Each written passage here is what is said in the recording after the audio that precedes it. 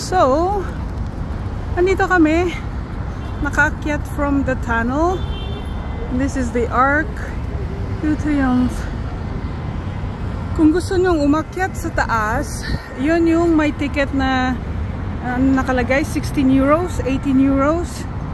Parang free pag minors na citizens ng EU. Oh, let's see. Ayan oh.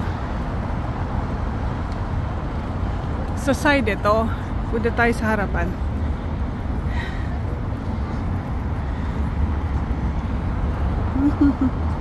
Nakasandal lang, nakatingala. So, ayan siya.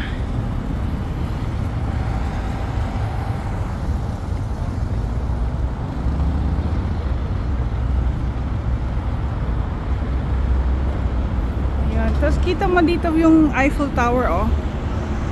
Ayun siya.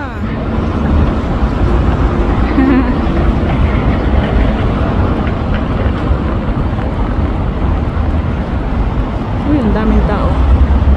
So, like I said, nasa gitna siya ng roundabout, rotunda. Tapos, ang daming streets. Palibot. Ano? Uy, no. Ayan siya. Isa-isahin natin para sulit. May mga natatakot umakyat kasi ayaw nila magbayad. Ang mahal naman kasi ng 16-18 euros para lang dito sa gitna ng rotunda. Akala nila magbabayad ka para umakyat. Hindi, libre ito pag dito ka lang sa baba. Pero pag gusto mo doon sa taas, hindi ko actually makita yung mga tao. Saan hanggang saan ba sila? Yun ang babayaran nila. So, what's special about this place? Ma'am? That guy. That guy. What's his name? Napoleon. Napoleon Bonaparte. Yeah.